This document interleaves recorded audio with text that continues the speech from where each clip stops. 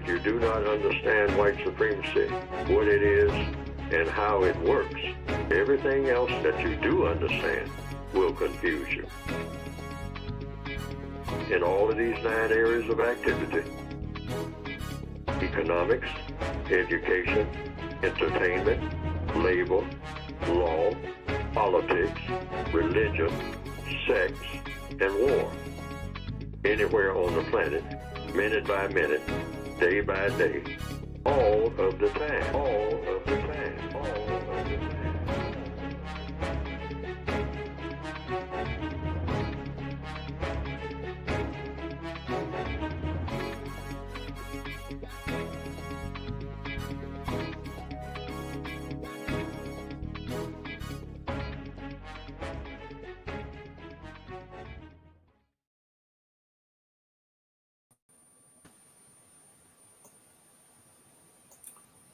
All righty. Good morning and welcome to the April the 15th, 2025 edition of the Counter Racist Code Show.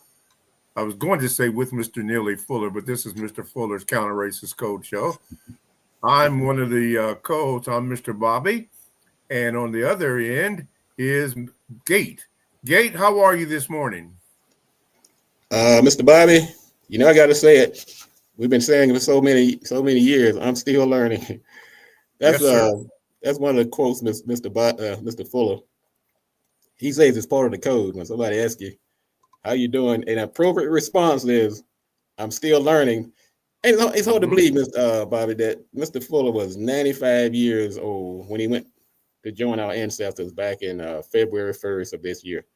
95 years old, and right up until the time he left us, man, he was sharp as a whip, wasn't he? Yes. Yeah. So, absolutely. Absolutely.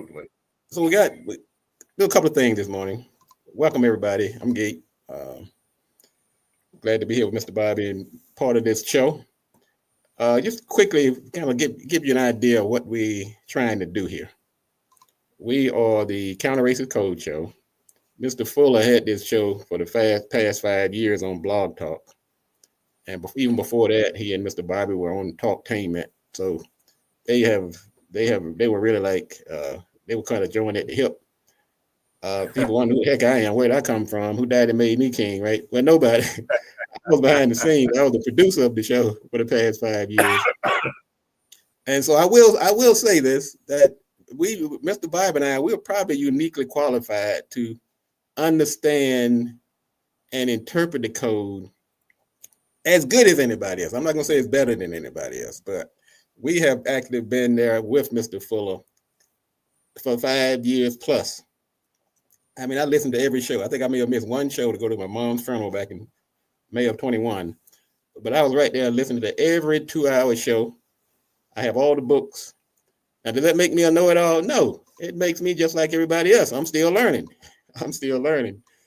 So what we're trying to do on this show is I'll put it in some rhyming words. Initiate. So if you're not familiar with Mr. Fuller and his works, then this show is a good resource. We're trying to educate. That means if something's happening in the news, some story comes up, and that's why we have this subtitle to the show. What does the code say? I mean, what's the good of it? What's the good of having a code if you can't apply it? So what we try to do is grab some contemporary issues and apply the code, and we discuss it. Like I said, I'm really just giving you my interpretation, just like Mr. Bobby and anybody else. So we're just trying to interpret. The other thing we try to do is we do try to translate. We try to translate some of the things that's in the book and what Mr. Fuller said over years. And then, of course, we like to do a call to action. We want to motivate people. I mean, what's the good of the code, like you say, if you're going to sit there and just put it back on the shelf after you read it? So I am, and you can blame it on my professor background. I've been a professor for the past 25 years. That when I see a book, and I have what you might call yourselves, whether you accept it or not, as students by default, then we have to go through that book and try to make it applicable to what's going on. Otherwise, that's right. What are we doing here? What do you think, Mr. Bob? Yeah. Oh, I absolutely agree with you, with that, because as Mr. Fuller stated, we are all still learning. None of us know it all.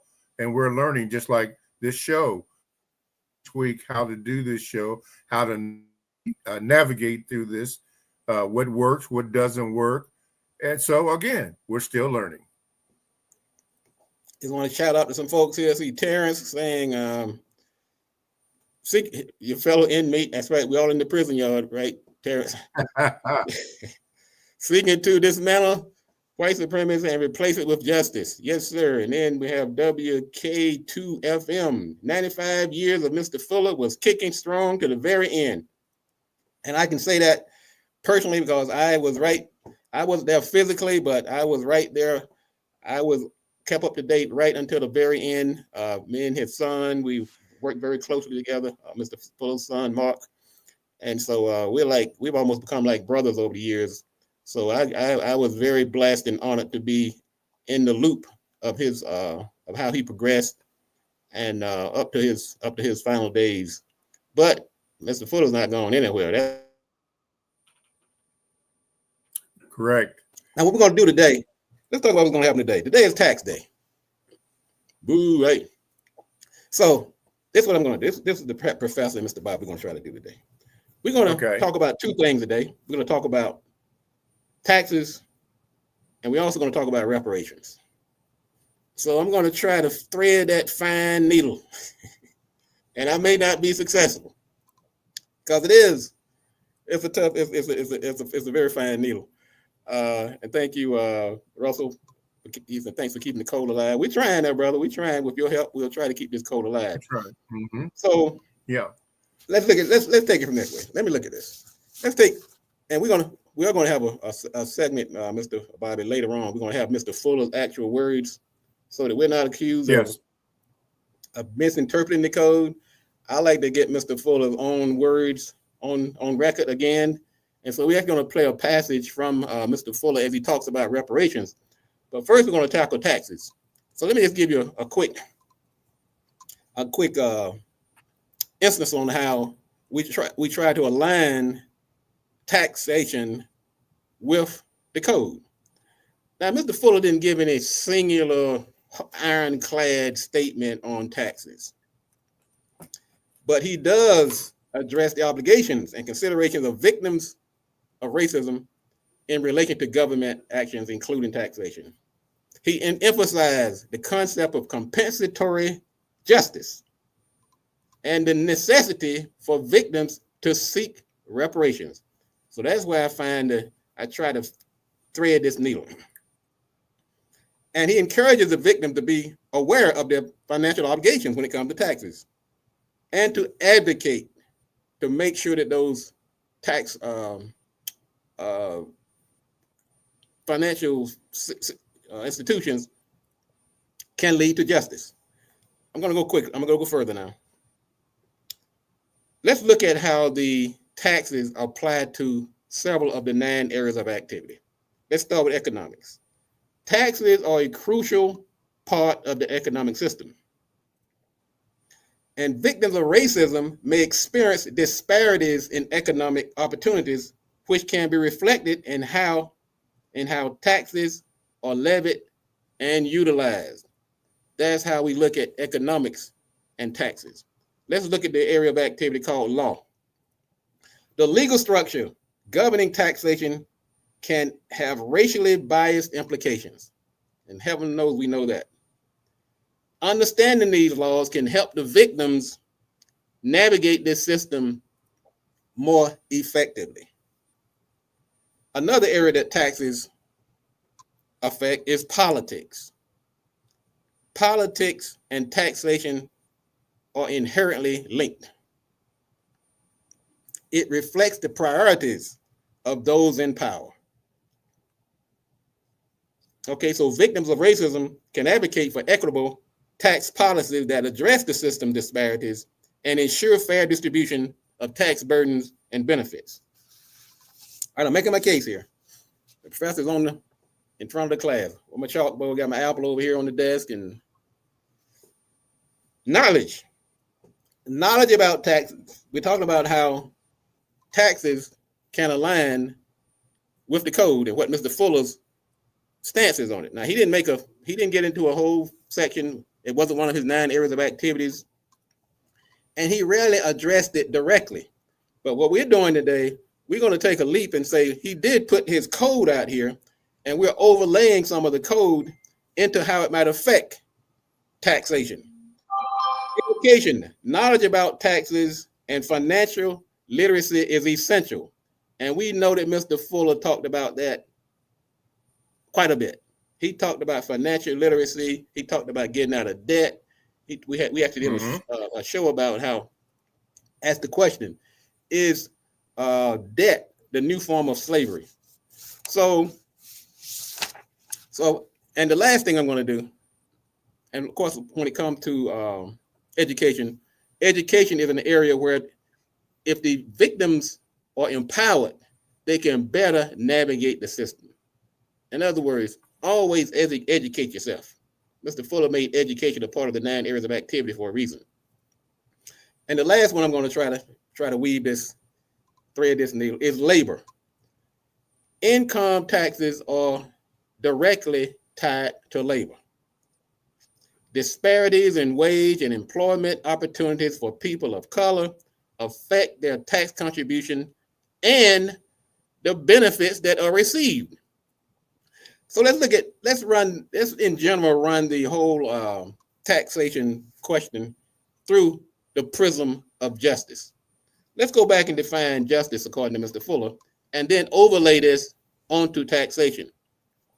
First of all, guarantee that no one is mistreated. Does taxation pass that test? Does it scale that hurdle? And then guaranteeing that the people that need help the most get the most help. I'm going to say the system falls woefully short when it comes to that. That's why, as I put a bow on this, Mr. Fuller has advocated replacing the system of white supremacy and racism with the system of justice.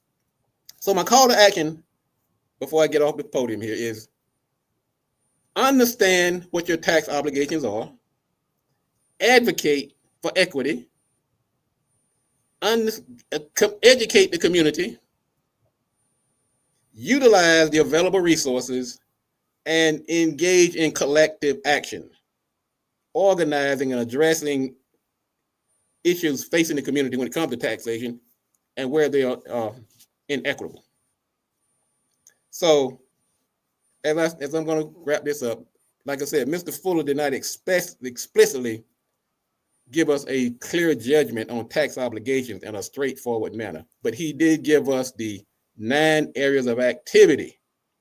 It's up to us to get into this code and apply it to these areas that affect our daily lives. And so, in conclusion, readers are encouraged to explore passages where he discussed systemic issues, economic power dynamics, and models of reparative justice. That is my take on taxation as it applies to the code. That's my story, and I'm sticking to it. All righty. Question that you asked about taxation, as long as we are in the system of racism, white supremacy, then no, it's not beneficial for us. It's no good. That is why Mr. Fuller always advocated to dismantle it and then replace it with justice. So this whole system is wrong, no matter what you do, as long as racism, white supremacy is in place. You have to understand that, focus in on that.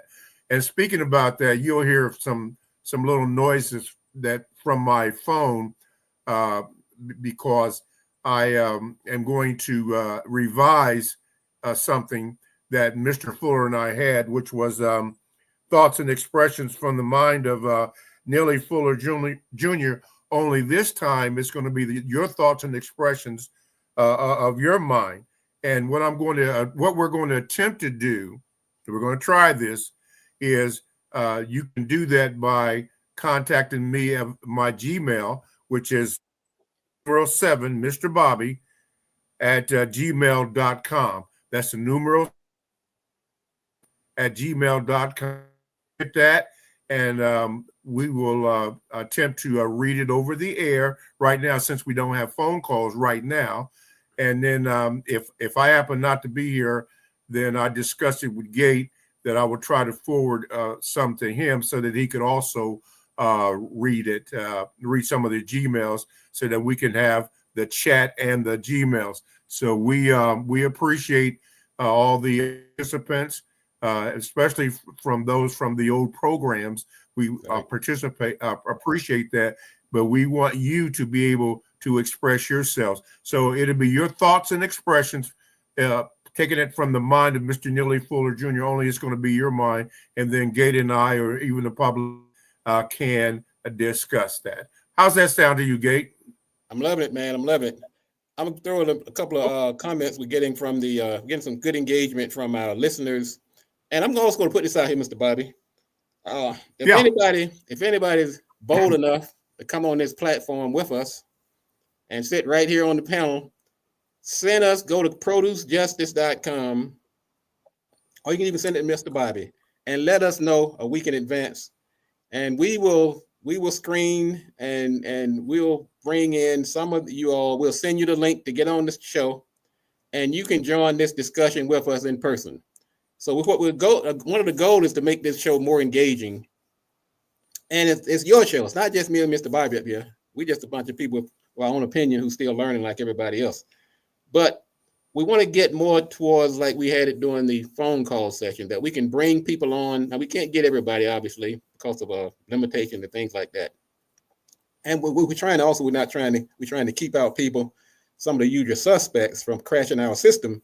So what we're going to do is do it on a screening and approval basis. Send us your email address. Let us know what week you'd like to come on, and we will give you the floor for a few minutes, and you can sit right up here and give us your opinion on the topics that we discuss on any given day. Thank you for the engagement. Ngozi says, remember to add constructive when guaranteed that those who need the most help get the most constructive help. That's exactly right. My oversight on that. And he did say constructive. He said that. It's constructive help. That's right. Now, somebody put a question out here. What's your definition of taxes and debt? Well, I'm going to put it this way. I'm going to put it on. I'm going to use the word that I might differentiate the two. I say taxes is an involuntary debt, whereas debt itself is voluntary. We have a choice about getting into debt. We make that choice by the lifestyle we choose, how we save our money, how we spend our money, where we spend our money. Taxes is more part of a system. It's systemic. And whether we like it or not, we're the minute we became a citizen of this, Mr. Fuller doesn't call it a country. He said there is no United States, but whatever is United States you want to call it, we have become obligated to pay this tax. But it's a fee levied against people for the collective use of resources. In a just system, people that need the most constructive help get the most constructive help. In a just system, we would love taxes. But in this system, a lot of our tax money has been spent on war. It's been spent on maintaining the system of white supremacy. And that's why most people have a distaste when it comes to taxes. But in a fair world, in a just society, we'd be celebrating taxes. We'd be glad to pour our money into it. But that's why we have to replace the system of white supremacy and racism with a system of justice. Peasant and P. Honest Anonymous. Okay, got some great comments coming in here. Mr. Bobby, you had You had a passage, something you're going to share with us this morning? Yes, yes. Go right ahead. In the system that we're under, which is racism, white supremacy, there's been a lot of books out and that teach us, or not teach. Well, yeah, teach us to disregard ourselves and disregard what history is. And one of the areas that I wanted to go into was this place called Queen City.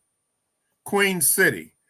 And in the context of Arlington, Virginia, near Washington, D.C., Queen City refers to a historically Black neighborhood that was forcibly displaced in the early 1940s to make way for the construction of the Pentagon and its surrounding transportation infrastructure.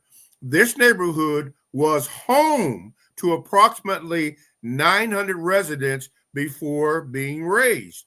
Queen City was established as a community for the descendants of the residents of Freedman's Village, a settlement for freed slaves. It thrived for over 40 years with its own businesses, churches, fire department, school, and even a trolley stop. In 1941, the federal government seized the land using eminent domain to build the Pentagon and its transportation corridors. The residents were forcibly removed and compensated, but the displacement caused significant disruption in the community.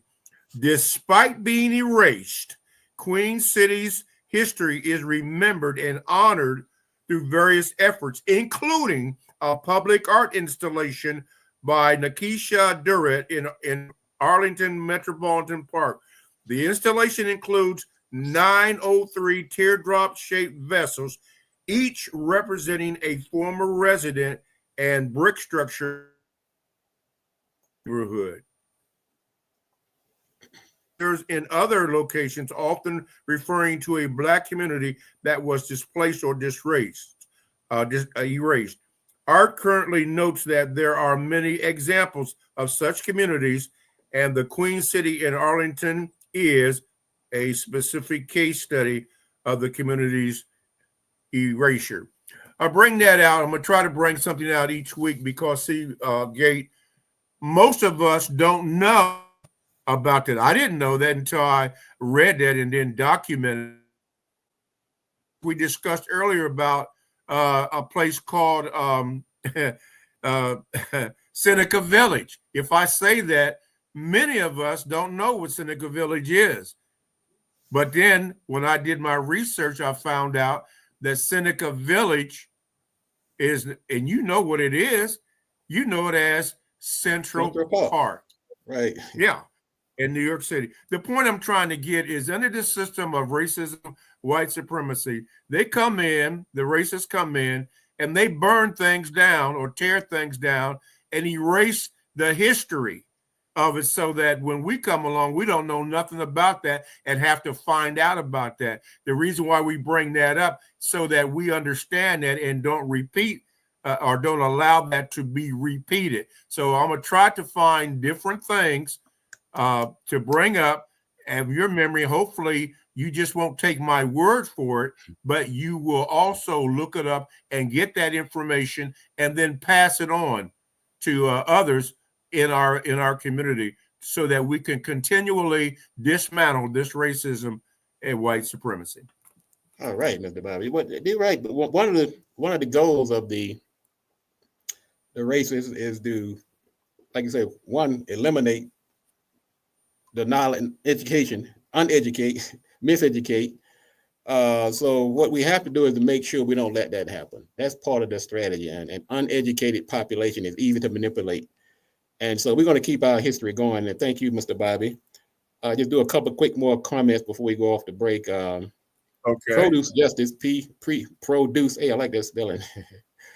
Produce Justice made a good quote. I'm going to ponder this one. He says, debt is not always a choice. So your needs aren't met, so people ask for help and not rob or steal to ask for constructive help. Okay. Well, I'm going to push back a little.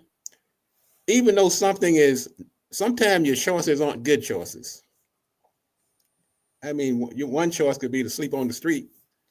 That's not a good choice. One choice could be to lower your expenses. One choice could be go rob and steal, like you said. Um, Choice to change your lifestyle. But I think you have a choice, but due to the system of racism and white supremacy, the choices that are before you, and oftentimes are not good choices. Matter of fact, sometimes they're so bad we don't even consider them a choice at all. Reminds me of the statement, what's the name, Kanye West made many years ago. He said slavery was a choice. Well, yeah, in the technical sense, either be a slave or get killed. Yeah, it could be. You might consider that a choice, but it's not a choice. So I think what Produce Justice is saying something along the line that when your choices are so unequal or so rare that they amount to no choice at all. So I'm right there with you, Produce Justice. Let's do this. Let's go take we'll take a quick break. We're gonna get Mr. Fuller's exact words on reparations. Okay. He talked about this subject several times, and so what we're gonna do, we're gonna get his exact words. We'll take your comments. So grab yourself a coffee. This passage is it's a few minutes long, and then what you will see in the background, just some thoughts, some comments, some data to try to apply it to what's going on now. And most of it, like it says, is our own interpretation of how we interpret the code and how it can be applicable to to what's going on in society today. Manning for mayors, they want us to keep non-white people confused and erasing our history and teaching us what they want us to believe is why they're godlike. That's a VGQ, very good VGQ. VGQ. And goes to maybe some debt might not be a choice, and sometimes our choices create debt. Yeah, I think that's a good discussion to have. Is debt a choice? I'm kind of straddling the fence on that. I don't straddle the fence often, but I see the point. I do see the point. I don't want to get up here and say, well, but everybody has an equal choice, because that's not true. Some people's choices are, like I said, it comes down to I have to make some kind of decision that might negatively impact my life, the rest of my life. But at the point that I'm in at this particular time to make that choice, you feel like you don't have a choice. Well, you have a choice. You just don't have some good choices. Hang on a second. We're going to come back in a minute, and we're going to play some of Mr. Fuller's words as he talks about reparations. And some of the things he say about reparations, I have to put a little star beside. And I'll tell you this too. I'm not a robot. I don't agree 100% with everything Mr. Fuller says because I'm a thinking individual. And I believe in VGQ just like everybody else. But for the most part, Mr. Fuller's code is sound. When you're lost and you're trying to decide whether to go left or right, up or down, go to the code. And the areas where you disagree, be able to articulate why you disagree. That's invigorating. That helps build your mind. That's not disrespectful or anything. We're not a cult here. We have our own opinions, but the code is written by Mr. Fuller. We're here to discuss the code. And for the most part, the code is solid and sound. Let's hear Mr. Fuller's take on reparations. So hang on a second.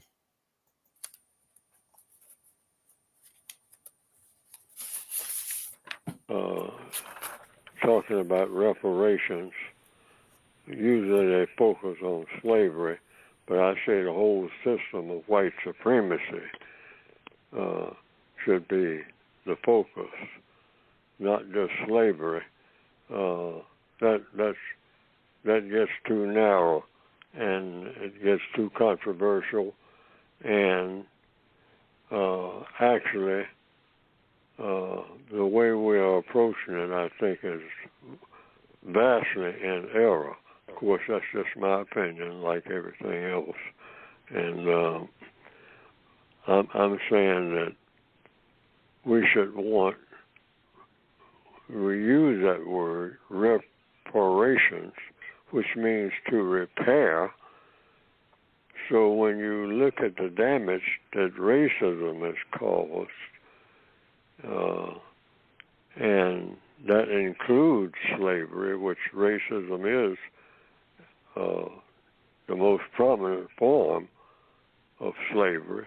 It's just a form of slavery itself within that greater context, or whichever you want to put first, the system of white supremacy or slavery. Slavery was here practiced among a great number of people before there was white supremacy. But white supremacy, according to logic, became the most potent form of slavery. So you really want to attack the system of white supremacy. But now we get into all that argument back and forth about things like CRT and all like that. But just put it under an umbrella of compensation. That's the term that I choose to use. But if people want to call it reparations, which means to repair, well, you repair things, everything and everybody who's damaged, that needs repairing. So that includes white people, since it's going to have to include white people anyway. Otherwise, this whole thing about reparations is not going nowhere. White people are just not going to have what you call, they're not going to do it. And just a giveaway program for what black people say has been done to them. And if they do agree to something like that, it's going to have 1 million strings attached, all right? A whole lot of small print. I mean, a whole lot of it. So much that people just won't have, there'll be 2 lifetimes trying to read small print about who's going to get what and how it's going to be paid for, et cetera, et cetera. So I'm saying we have to have an umbrella approach that just says repair everybody at the same time. And this is something people can think over, including white people who practice racism. They got to be repaired. Otherwise, they're not going along with it anyway, because that's a part of the reparations process. And we'll just be fighting forever, particularly if we talk about cash payouts. That's going to be controversial forever. And even if we get the cash, it's going to be controversial after that. All kinds of sour taste in everybody's mouth. Nobody's going to be satisfied. And it just goes on and on and on for decades. So why invite that type of disaster? Because that's what we're doing.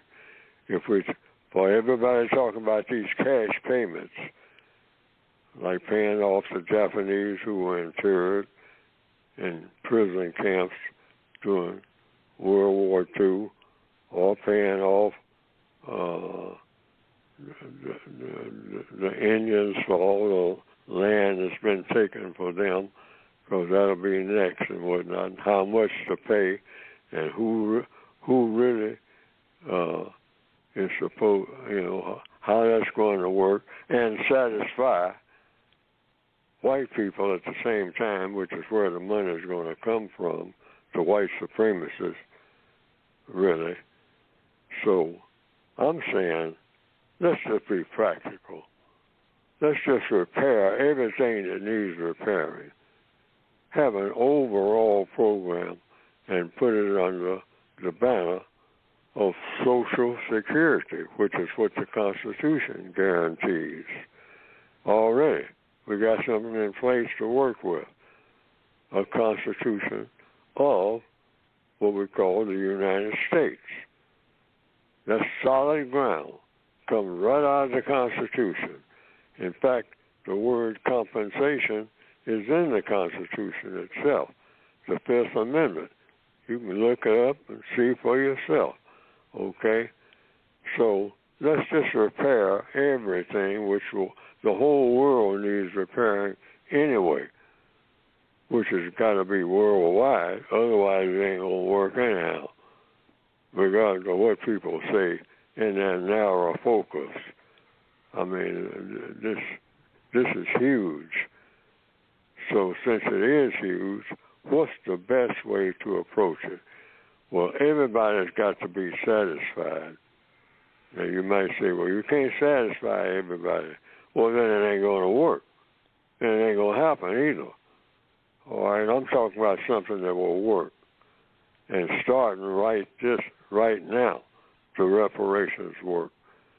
So my focus has been the four basic things that you're talking about when you're talking about repairing anything for anybody, starting this very minute.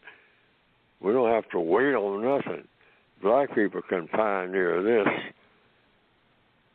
And I'm saying that basic reparations should take into consideration these four basics: health, housing, education, transportation. Health, housing, education, transportation.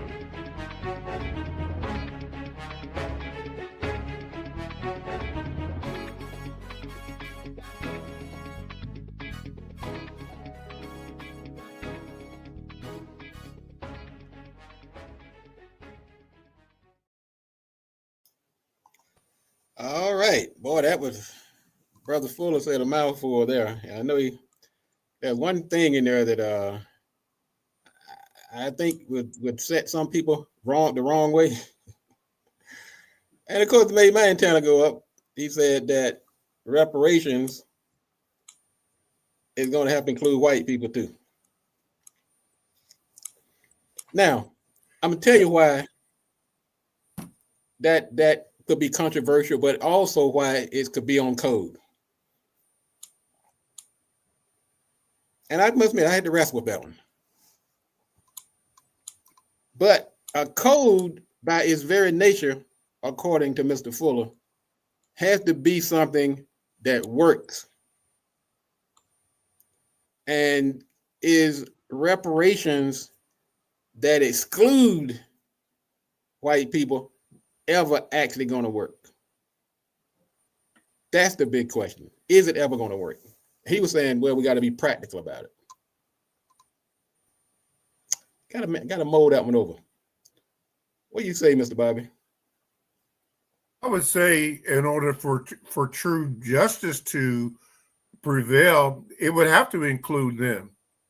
It would have to, or else it's not going to work. We would end up with the same thing, only to the other side. So yeah, to make it, remember, to include justice constructively, to make it work for everybody that needs what? Constructive help. That would also include white people. If you didn't, then how could it be justice? I don't see how it could.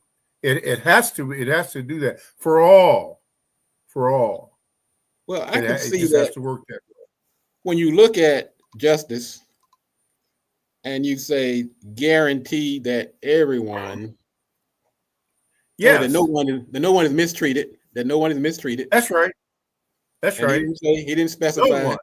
He didn't specify race, and he also said guaranteeing that those who need the most constructive help, right, get the most constructive help. That's right. See, so how could you exclude white folks then? Well, I think that's where the discussion comes in, is that over the years during this period that was on the screen a few minutes ago, from always back to the 1400s up to 1865 and beyond, they were receiving the benefit of course their whiteness and all the benefits that come with it. And True. Now, of course, the argument is going to be that everybody. There was many people who were fighting, for instance, in the Civil War. Most of the folks who were fighting in the Civil War were peasant. They didn't own land. They didn't own slaves.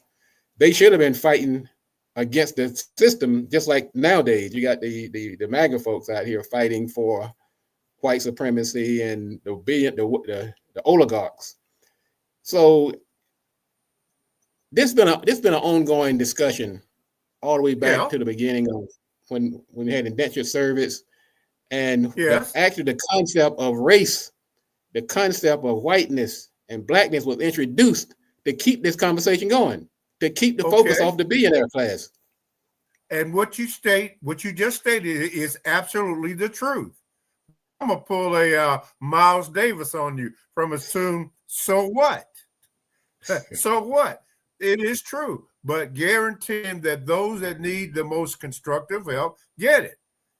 And so that if white people need some constructive help, yeah, they get it. They get it also, or else you because you can't separate that. That's why the system that's in place now, which is racism, white supremacy, has to be eliminated because they favor one race or one people and not everybody. That's why it's not working, even though, as you mentioned earlier, to ensure that they get favorable treatment, because, as Sister Welsing said, they're afraid of genetic annihilation, and it is, and she proved that in her book on the ISIS papers that she wrote about. So yeah, going back to this, it would have to include white folks. Now, if a person got a problem with it, okay, then you have to deal with that then. Well, I think, what you say there, Mr. Bobby, is exactly correct in the sense that we can have our own opinion about it, but Mr. Fuller was very explicit. He stated his opinion in unambiguous terms. He said it more than once. So I think he said, if we don't agree with that, we have the VGQ, Victim Guarantee Qualifications. Some people are just going to have a problem with that, and I struggle with it myself. I do struggle. I believe everybody should get constructive help that needs it. But when you put it in the hierarchical sense, who needs it the most? Who needs most constructive help? And who's going to get? Go ahead. I'm sorry. Oh, that points out what you spoke about earlier about reparations. Those that need the most constructive help. Well, obviously, since we have been discriminated against, we need the most constructive help. But that doesn't mean that we exclude white people from getting that. Remember, Mr. Fuller said that not all white people are racist. Well, here's a good point. So, yeah. So we have to, in order for justice to prevail, we have to include that to make sure that those that everybody gets treated equally, and that those that need the most constructive help, make sure that they get it, no matter what, white, black, yellow, green, whatever, in order for that to work, or else it's not going to work and hasn't worked. That's why this system doesn't work, again, because that the dominant, not the dominant culture, but white supremacy has put in place systemic measures to make sure get favorable treatment as opposed to us or anybody else. Yes. Now here's a good comment. A good comment from Manning for mayor. Okay. Now, I don't see it on the screen. He's making the point that just because Mr. Fuller may have said that everybody who needs constructive help gets constructive help, that help might not be the same for everybody. Yes. He's saying maybe certain groups of people who are infected with this disease called racism, maybe they need some mental help.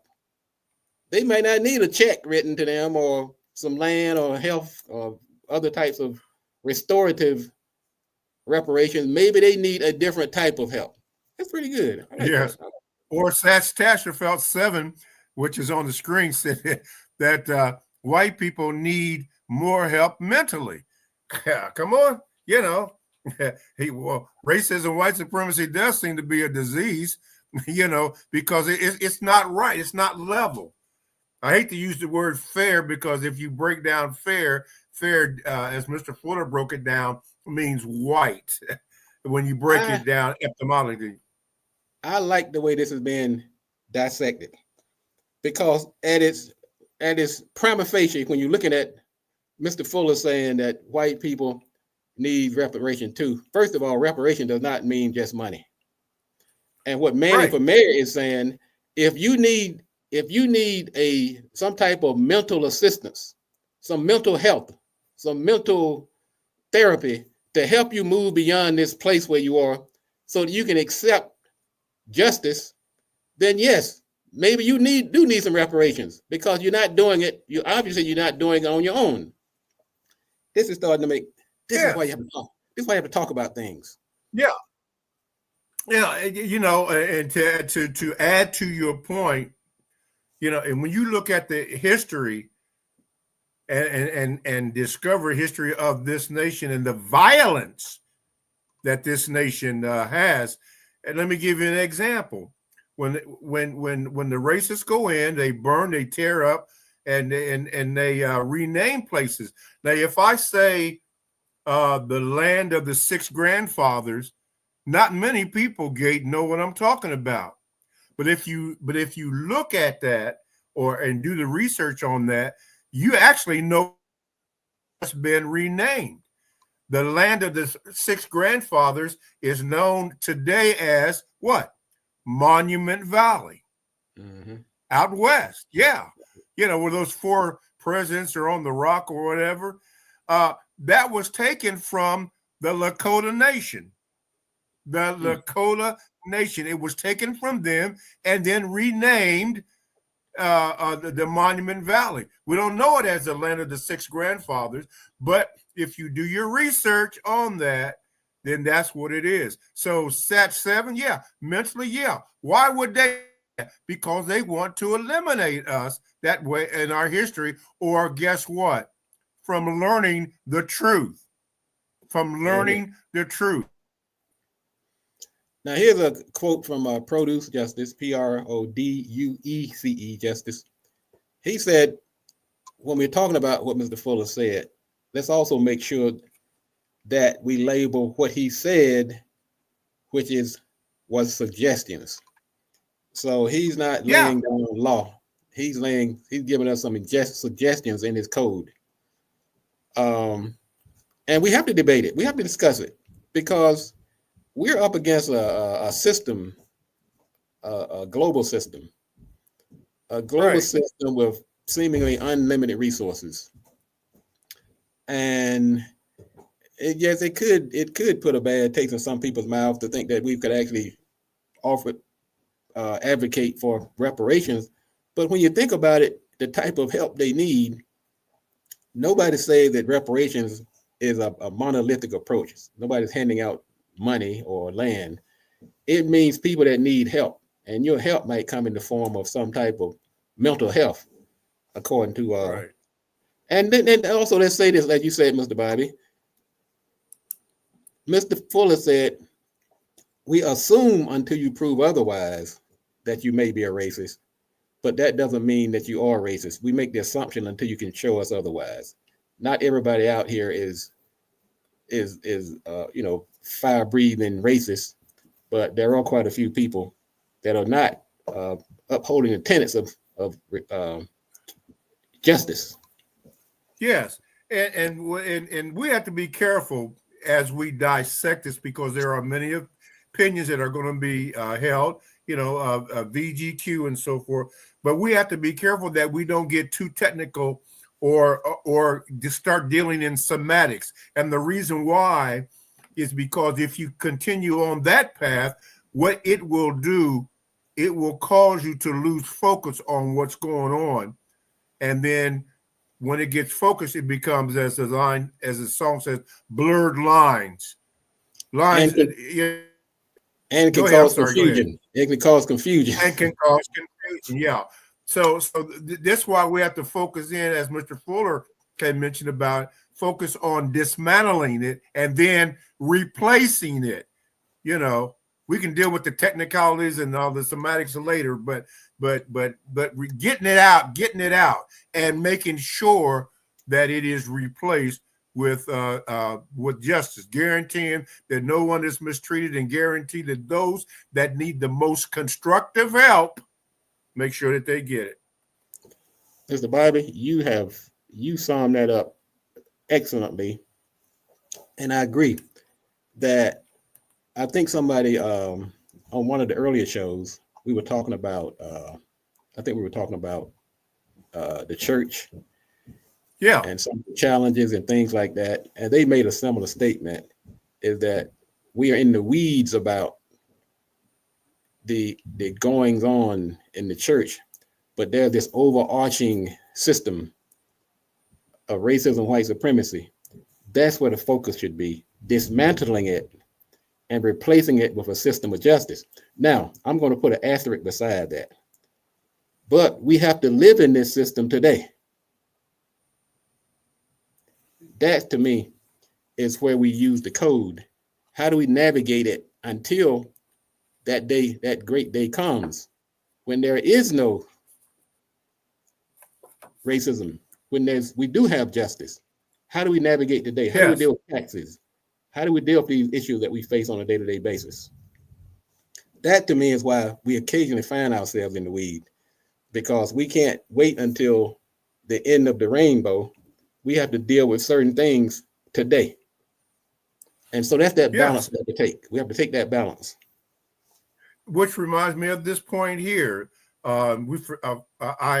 This is on my fault. I failed to mention that the materials and things that we're talking about, you can get by going to producejust.com. I'm holding up a book here, one of Mr. Fuller. This is the word guide that I have, producejust.com, where you can get all the latest books, the information, and so forth.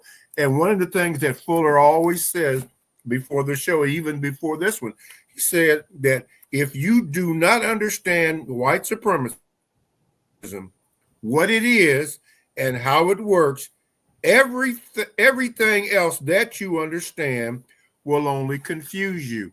That, to me, that is one of the most prolific statements, profound statements I ever heard in my life, because I took that, not only that, but when you were talking about the church, what you just used, if you don't understand what the church is and how it works, guess what? You're going to be confused. And that's anything. Finances. If you don't understand what finances is and how it works, guess what? You're going to be confused. And what is that going to produce? It's going to produce what? Debt. And then you have to understand what debt is and how debt works. You see, this accentuates what Fuller said. You're still learning. You're learning how to navigate through all this mess. You're learning to do that. So what it is, no matter what it is, marriage, what is marriage? How does that work and so forth? You need to know this so that you can do what you need to do to get along. Mr. Bobby, you nailed it. You knocked one out of the park when you put a bow on this, because we bring these topics to the table to discuss. But simply, like Mr. Fuller, I guess the reason he came up with that quote to begin with, in many cases, we're just plain confused. We're trying to figure it out. We're trying to figure out why certain things are a certain way. But if you don't understand the big hand that's at work, exactly, the system you're operating in, you will stay confused. And that's why he provided this book, this code, the 9 areas of activity, Those 9 areas of activity, of course, are economics, education, entertainment, labor, law, politics, religion, sex, war, and counter war. Yes. And so we've done, and what we're doing on this show, and like I said, are we going to get it right every time? No, but I'm just telling you, I'm just doing my opinion and what I do. But I Yes. appreciate the feedback. Gate, excuse me. It's like driving a car. I guess you learn the basics before you get in. But if you don't understand what a car is and how it works, you're going to be headed for trouble. You need to know about that car. I mean, not everything, but generally how that car operates, what to do, and more importantly, what not to do, or else you're going to be what? Confused. You can take that in all aspects of life, whatever it is. If you don't understand it, what it is and how it works, you're headed directly for confusion. Well, Mr. Bobby, I'm going to thank the immense feedback we received today from the followers and the audience. It's really I really appreciate it from the bottom of my heart. Like I say, I like that we can have this discourse. We don't have to agree on everything. I keep going back to Mr. Fuller's words. We're all still learning. I tell you, Mr. Bobby, I have learned a lot in the last 5 years just listening to Mr. Fuller. And now this is from somebody who has a degree in political science. But I was taught the political science through, of course, the lens of this very system that we're talking about, that we're trying to dismantle. Now, of course, I had to do a lot of independent research. And so I was never one of those people that believe everything that was put in front of me. So I did go off the plantation from time to time and go out and do my own research. But listening to Mr. Fuller for the past 5 years, the callers, the people who've written emails, people in the chat today, yes, I, like most of you, am still learning. Mr. Fuller was 95 years old. Mr. Fuller admitted he was still learning. So I want all of us to give each other some grace as we navigate this, that we all still learning. We're in a global system, but always remember this. What justice, according to Mr. Fuller, is guaranteeing that no one is mistreated and guaranteeing those that need the most constructive help get the most constructive help. Now, what you can do, Mr. Fuller made it very plain and clear by putting it in his code books. He has 3 books, which you can get by going to producejustice.com. He has his original book written in 1984. He wrote a word guide to help understand some of the terminologies. He wrote that in 2010. In 2016, he wrote his revised, expanded edition of the original book. You can get those 3 books. You can get them in a bundle package. You can get them individually. You can get 2 of either one. We have a lot of people buying them by cases, and they're handing them out to their book clubs and things like that. So we're going to keep coming with the show. We're going to try to keep our best to keep Mr. Fuller's legacy alive. And we're not here to replace Mr. Fuller. We're here to discuss it. And good old robust discussion is the best way to do that, because let me tell you, during that 5 years on the show, Mr. Fuller, you think everybody calling to the show agreed with Mr. Fuller? No. No, they didn't. That's an understatement. Yeah. I mean, you had people call in, had a few call in to curse out and all kinds of stuff. All that stuff. So yeah, we can handle it. We can handle it. So we say bring it. We'll have this discussion. And thank you again, guys and ladies and gentlemen, for tuning in today. And one more thing, Jay. Yeah, one more thing. You can also Gmail me so I can get it on at the numeral 7 Mr. Bobby at gmail.com. That's the numeral 7 Mr. Bobby at gmail.com. Until next week, we will see you right here on the Counter Racist Code Show with Mr. Bobby. I am Gate. and get the book. Go to Produce Justice. You can also follow us on Facebook. We are Produce Justice, Neely Fuller Jr. at Facebook. We are on YouTube at Produce Justice, and we're on Instagram at Produce Justice. And so we'll look forward to seeing you next week. And until then, have yourself a good week and go out here and don't get behind on your taxes. We'll see you next week. If you do not understand white supremacy, what it is, and how it works, everything else that you do understand will confuse you. In all of these 9 areas of activity, economics, education, entertainment, labor, law, politics, religion, sex, and war. Anywhere on the planet, minute by minute, day by day, all of the time.